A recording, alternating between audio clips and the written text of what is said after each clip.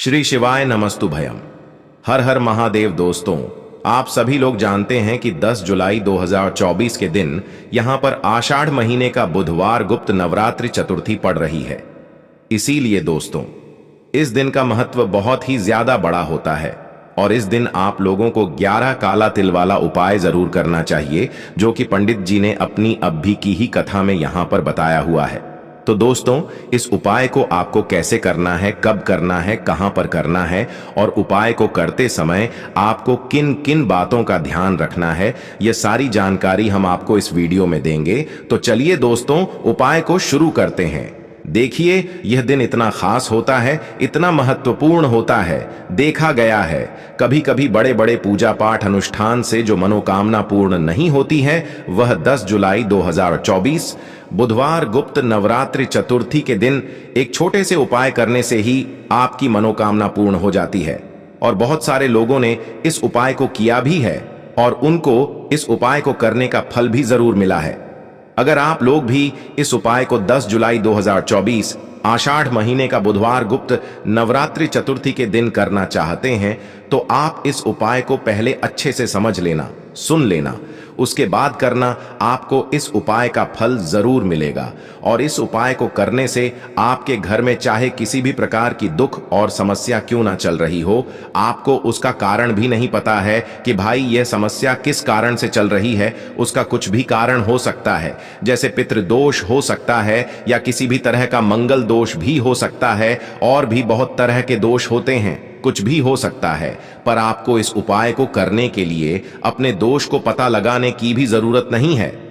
10 जुलाई 2024 आषाढ़ महीने का बुधवार गुप्त नवरात्रि चतुर्थी के दिन इस 11 काला तिल वाला उपाय को आप लोगों को कर लेना है। दोस्तों, अब हम समझते हैं इस वाले उपाय को हमें करना किस समय है। तो सबसे पहली बात दोस्तों, हम समझते हैं कि यह 11 काला तिल वाला उपाय करना किसको है। तो देखिए, यहां पर सीधी सी बात है कि यह 11 काला तिल वाला उपाय जो उपाय है, यह किस लिए किया जा रहा है।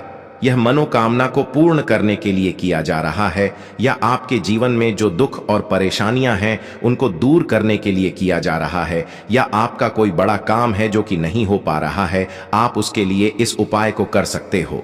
तो सीधी सी बात यह है कि आप अपनी किसी भी प्रकार की मनोकामना के लिए इस वाले उपाय को कर सकते हो। तो यह उपाय वह व्यक्ति कर सकता है जिस व्यक्ति को अपनी किसी भी प्रकार की मनोकामना भगवान शिव जी से पूर्ण करवानी हो। और अगर कोई भी माताएं बहनें जो है अपने घर की सुख और शांति के लिए, घर में धन समृद्धि को बढ़ाने के लिए वाला उपाय करना चाहती हैं, तो घर की जो बड़ी माताएं बहनें होंगी वह इस 11 काला तिल वाला उपाय को विशेष रूप से करें, क्योंकि माताएं बहनें घर की लक्ष्मी होती हैं। और जब घर की लक्ष्मी कोई विशेष उपाय करती है तो उसका फल ही बहुत जल्दी मिल जाता है और बहुत बड़ा होकर मिलता है। अन्यथा इस उपाय को कोई भी व्यक्ति कर सकता है, चाहे वह बड़ा हो, चाहे वह छोटा हो, चाहे वह बच्चा हो। जिस व्यक्ति को यह 11 काला तिल वाला उपाय समझ आ गया, वह व्यक्ति इस 11 काला तिल वाला उपाय को 10 जुलाई 2024 बुधवार गुप्त नवरात्रि चतुर्थी के दिन जरूर करें, क्योंकि उसको इस उपाय को फल बहुत ही जल्दी मिल जाएगा। क्योंकि बुधवार गुप्त नवरात्रि चतुर्थी के दिन भगवान शिव जी बहुत आसानी से प्रसन्न हो जाते हैं। तो आइए अब हम समझते हैं कि इस 11 काला तिल वाला उपाय को आपको करना कैसे है और इस उपाय को करने का जो समय है वह क्या है। तो देखिए, इस 10 जुलाई 2024 बुधवार गुप्त नवरात्रि चतुर्थी के दिन किए जाने वाले यह 11 काला तिल वाला उपाय जो उपाय है, यह मुख्य रूप से सुबह के समय होगा। किस समय होगा? सुबह के समय होगा। आपको कोशिश यही करनी है कि सुबह के समय हम इस 11 काला तिल वाला उपाय को कर लें। पर किसी कारणवश अगर आप सुबह इस उपाय को ना कर पाओ, आपको कहीं काम से जाना हो या किसी और काम की वजह से आप उपाय को ना कर पाओ, तो आपके पास फिर दूसरा मौका रहेगा, जो कि शाम के समय का रहेगा, प्रदोष काल का रहेगा। अब भाई, प्रदोष काल का समय भी एक बहुत ही लोगों के मन में प्रश्न बन जाता है कि भाई यह समय होता कब है, कितने बजे से लेकर कितने बजे यह समय होता है, ताकि हमें उपाय के लिए जो है करने का समय पता लग जाए। तो हम आपको बता दें, प्रदोष काल का जो एक समय होता है, शाम का समय, वो होता है शाम के 6 बजे से लेकर शाम के 7 बजे के बीच का। इस समय के बीच में आप उपाय को करेंगे तो आपको उस उपाय का जरूर फल मिलेगा। तो शाम के 6 बजे से लेकर शाम के 7 बजे के बीच में आप लोग इस 11 काला तिल वाला उपाय को कर सकते हो। तो भैया बहुत सारे लोग यहाँ पर ये प्रश्न भी जरूर करेंगे कि भाई हम तो नौकरी पर जाते हैं, हम अपनी ड्यूटी पर जाते हैं और आने में हमें देर हो जाती है, तो उस जगह पर हमें क्या करना चाहिए। तो देखिए, उन लोगों को भी टेंशन लेने की जरूरत नहीं है। अगर आप लोग इस उपाय को शाम के समय प्रदोष काल में कर रहे हैं और अगर आप आने में देरी भी हो जाती है, आपको आने में 7 बजे तक आप नहीं पहुंच पाते हो, तो भाई आप 7 या रात 8 बजे तक भी अगर उपाय को करोगे तो भी चल जाएगा। और अगर इससे भी थोड़ा देर हो जाती तो भी आप उपाय को कर सकते हो, क्योंकि 10 जुलाई 2024 बुधवार गुप्त नवरात्रि चतुर्थी का दिन है। यह दिन बहुत ही कम आता है पूरे साल भर में, इसलिए जब आपको मौका मिल जाए, जब आप इस उपाय को जरूर कर लेना। कोई भी उपाय हो, आप कभी भी कर सकते हो। बुधवार गुप्त नवरात्रि चतुर्थी के दिन बस कोशिश करना कि समय के थोड़ा अंतर्गत ही कर लो, पर किसी कारणवश अगर ना कर पाओ तो फिर आप थोड़ा देरी से भी कर सकते हो। आपको उपाय का फल जरूर मिलेगा।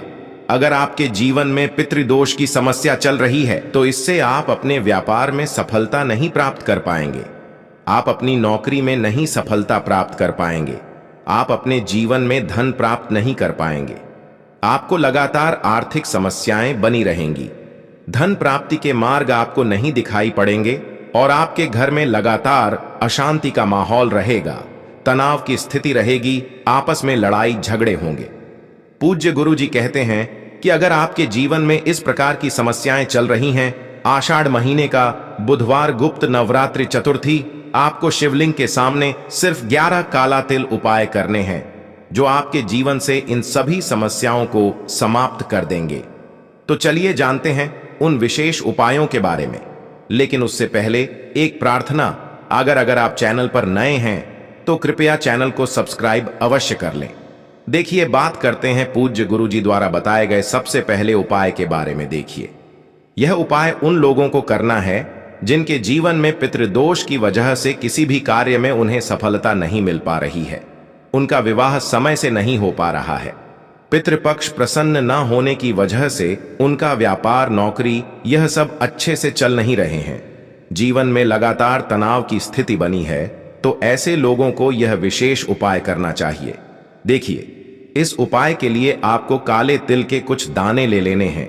काले तिल के आप 7 दाने भी ले सकते हैं या फिर 11 दाने भी ले सकते हैं। जितने दाने भी आप लेना चाहे उतने दाने ले सकते हैं। फिर इसी के साथ आपको एक लोटा जल ले लेना है। लोटा आप तांबे का ले लीजिएगा और जल आप अपने किचन से ही लीजिएगा। आपके किचन में आरो मटका या बाल्टी जो कुछ भी रखा हुआ हो, वहीं से आपको जल ले लेना है, क्योंकि आप सभी जानते होंगे कि जो किचन में जल रखा होता है वह हमारे पितरों का स्थान होता है। इसीलिए हम इस पूरे गुप्त नवरात्रि के दिनों के दौरान जब भी शिवलिंग में जल समर्पित करने जाएं तो अपने किचन से ही जल लेकर जाएं। ऐसा करने से शिवलिंग में चढ़ाया हुआ जल सीधे हमारे पितरों को ही प्राप्त होता है और उससे वह प्रसन्न होकर हमारी समस्त मनोकामनाओं को परिपूर्ण करते हैं। देखिए, अब ये एक लोटा जल और काले तिल के दाने लेकर आपको पहुंच जाना है किसी भी वट वृक्ष के नीचे। देखिए, अगर आप यह उपाय दिन के समय में कर रहे हैं तो पहले आपको वट वृक्ष यानी बरगद के वृक्ष के नीचे जाना है और फिर बाद में शिवालय में जाना है। लेकिन अगर आप यह उपाय शाम के समय में कर रहे हैं, यानी जब सूर्यास्त हो चुके हैं, तो उसके बाद आप यह उपाय कर रहे हैं, तो फिर आपको केवल और केवल शिवालय जाना है। फिर आप बरगद के वृक्ष के नीचे नहीं जाएंगे। देखिए, बरगद के वृक्ष के नीचे पहुंचकर आप यह काले तिल के दाने एक लोटे जल में डाल देंगे। एक एक करके यह काले तिल के दाने इस एक लोटे जल में डाल दीजिए। फिर इस एक लोटे जल से थोड़ा जल आप बरगद के वृक्ष की जड़ में समर्पित कर दीजिए और वटकेश्वर महादेव का नाम ले लीजिए। कौन से महादेव? वटकेश्वर महादेव। वटकेश्वर महादेव का नाम लेते हुए आपके जीवन में पितृदोष से संबंधित जो भी समस्या चल रही है, पितृदोष की वजह से आप अपने जीवन में धन की प्राप्ति नहीं कर पा रहे हैं, पिता आपके प्रसन्न नहीं है, तो आप अपने व्यापार में तरक्की नहीं कर पा रहे हैं, आपको अच्छी नौकरी नहीं मिल पा रही है, या किसी भी प्रकार की समस्या अगर पितृदोष की वजह से चल रही है, तो पूज्य गुरु जी ने कहा कि उस समस्या का स्मरण कर लीजिएगा और थोड़ा सा जल समर्पित कर दीजिएगा। फिर उसके बाद बचा हुआ पूरा जल लेकर आपको पहुंच जाना है। शिवालय पहुंचने के बाद यह पूरा जल आपको शिवलिंग के ऊपर धीरे धीरे समर्पित करते जाना है और लगातार वटकेश्वर महादेव का स्मरण कर लेना है। टकेश्वर महादेव का स्मरण करते हुए जल बिल्कुल धीरे धीरे समर्पित करिएगा। फिर जल समर्पित करने के बाद आपकी जो भी समस्या है, जो अभी आपने बरगद के वृक्ष के नीचे बोली है, वही समस्या आपको फिर से शिवलिंग के सामने महादेव से बोल देनी है और वटकेश्वर महादेव से प्रार्थना कर लेनी है कि इस समस्या से दूर करके मेरे पितरों को प्रसन्न करने की कृपा करिए और मेरे जीवन में भी सुख, शांति तथा वैभव की प्राप्ति कराने की कृपा करिए। ऐसी प्रार्थना करते हुए फिर वापस आप अपने घर पहुंच जाइए। पूज्य गुरु जी ने कहा कि अगर आप इस गुप्त नवरात्रि में पड़ने वाले बुधवार चतुर्थी के दिन यह विशेष उपाय करते हैं तो हम आपको यकीन दिलाते हैं कि इस छोटे से उपाय से आपके भी आपसे प्रसन्न होते हैं। महादेव की कृपा आपके जीवन में बनती है तथा पितरों की कृपा आपके जीवन में बनती है और पितरों की वजह से जो समस्या आपके जीवन में आ रही है उन सब से आपको छुटकारा मिलता है। बस आपको ध्यान रखना है कि अगर आप दिन में यह उपाय कर रहे हैं तो पहले बरगद के पेड़ के नीचे थोड़ा जल समर्पित करेंगे, फिर शिवलिंग में पूरा जल समर्पित कर देंगे। और अगर आप शाम के समय में यह उपाय कर रहे हैं, यानी जब सूर्यास्त हो गए हैं उसके बाद आप यह उपाय कर रहे हैं, तो आप पूरा जल शिवलिंग के ऊपर ही समर्पित करेंगे। फिर आप बरगद के वृक्ष के नीचे नहीं जाएंगे। अब इसके बाद बात करते हैं पूज्य गुरुजी द्वारा बताए गए दूसरे खास उपाय के बारे में। यह उपाय भी आपके जीवन से इन सारी समस्याओं को समाप्त करेगा, आपके पितरों को प्रसन्न करेगा। आप अपने जीवन में सफलता तो प्राप्त करना चाहते हैं, लेकिन बहुत मेहनत करने के बावजूद भी आप अपनी सफलता प्राप्त नहीं कर पा रहे हैं। आप नौकरी नहीं प्राप्त कर पा रहे, व्यापार अच्छे से नहीं चला पा रहे हैं, तो आपके जीवन में जितने भी उल्टे काम चल रहे हैं, तो मात्र इस छोटे से उपाय से आपके वह सारे उल्टे कार्य सीधे होने प्रारंभ हो जाएंगे। देखिए, इस उपाय के लिए आपको एक बेलपत्र ले लेनी है। बेलपत्र लेते समय आप ध्यान रखेंगे कि बेलपत्र कहीं से भी कटी पट्टी नहीं होनी चाहिए और बेलपत्र की डंडी के आखिर में जो डूड होती है, यानी जो डंठल होता है, वो भी नहीं होना चाहिए। बेलपत्र की डूड को आप तोड़कर अलग कर लेंगे। अगर आपके पास बेलपत्र नहीं है तो आप शिवलिंग के ऊपर चढ़े हुए बेलपत्र को उठाकर जल से शुद्ध करके फिर उसका इस्तेमाल भी कर सकते हैं। फिर इसी के साथ आपको ले लेना है 1 या 2 बूंद शहद।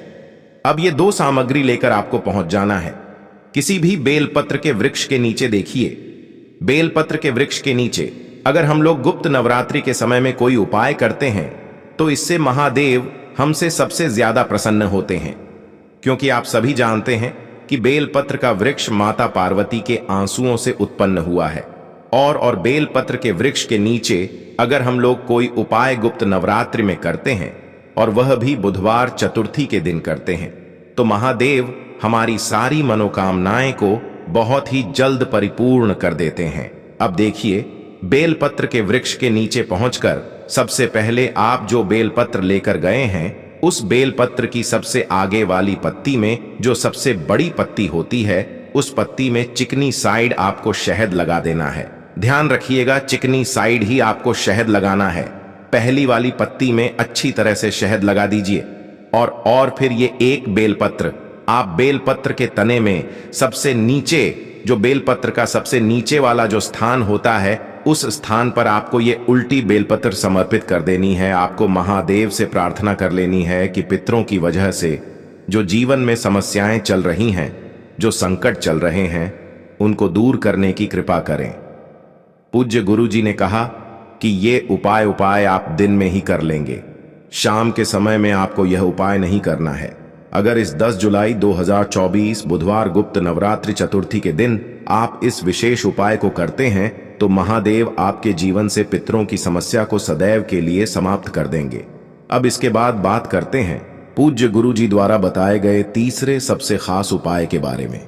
देखिए, यह उपाय उन लोगों को करना है जिन्हें अपने जीवन में धन धान्य की प्राप्ति करनी है, माता लक्ष्मी की कृपा अपने जीवन में चाहनी है। इस उपाय को आप शाम के समय में ही करेंगे। देखिए, इस उपाय के लिए आपको एक दीपक ले लेना है। दीपक आप मिट्टी का भी ले सकते हैं या फिर आप अपने घर पर शुद्ध आटा मारकर उसका भी दीपक तैयार कर सकते हैं। इस दीपक में आपको घी का इस्तेमाल करना है और साथ ही साथ लंबी रुई की बत्ती का प्रयोग करना है। फिर इसी के साथ आपको ले लेना है थोड़ी सी शक्कर ले लीजिए या फिर गुड़ ले लीजिए। इन दोनों में से जो भी आपके पास उपलब्ध हो जाता है वो आप ले लीजिए। अब ये सारी सामग्री लेकर आपको पहुंच जाना है किसी भी बेलपत्र के वृक्ष के नीचे। बेलपत्र के वृक्ष के नीचे पहुंचकर सबसे पहले आप ये शक्कर बेलपत्र की जड़ के नजदीक कहीं भूमि पर रख दीजिए और ओम महालक्ष्मी नमः का स्मरण कर लीजिए। कम से कम 11 बार या फिर 21 बार या 51 बार या फिर 108 बार ओम महालक्ष्मी का स्मरण कर लीजिए और यह शक्कर समर्पित कर दीजिए। फिर इसके बाद आपको यह एक दीपक यहीं पर रख देना है और इस दीपक को उत्तर दिशा की तरफ रखिएगा। देखिए, उत्तर दिशा की तरफ इस दीपक का मुख रखिएगा और फिर इस दीपक को प्रज्वलित कर दीजिएगा और फिर उसके बाद ओम महालक्ष्मी नमः इस मंत्र का स्मरण करते हुए आपके जीवन में धन धान्य से संबंधित जो भी समस्याएं चल रही हैं उनको दूर करने के लिए आप माता लक्ष्मी से प्रार्थना कर लीजिएगा। फिर उसके बाद वापस आप अपने घर आ जाइएगा। पूज्य गुरुजी ने कहा कि अगर आपके जीवन में बहुत ज्यादा आर्थिक समस्या चल रही है, धन प्राप्ति के रास्ते ही नहीं नजर आ रहे हैं, तो आपको इस 10 जुलाई 2024 बुधवार गुप्त नवरात्रि चतुर्थी के दिन यह विशेष उपाय जरूर कर लेना चाहिए। यह उपाय करने के बाद आपके जीवन में धन से संबंधित जो भी समस्याएं चल रही हैं वह बहुत ही शीघ्रता से एस हो जाएंगी। तो दोस्तों, यह थे पूज्य गुरुजी द्वारा बताए गए 3 बहुत ही खास उपाय। अगर आपको जानकारी अच्छी लगी हो तो वीडियो लाइक करिएगा। मिलते हैं फिर एक नए वीडियो के साथ। श्री शिवाय नमस्तुभयम।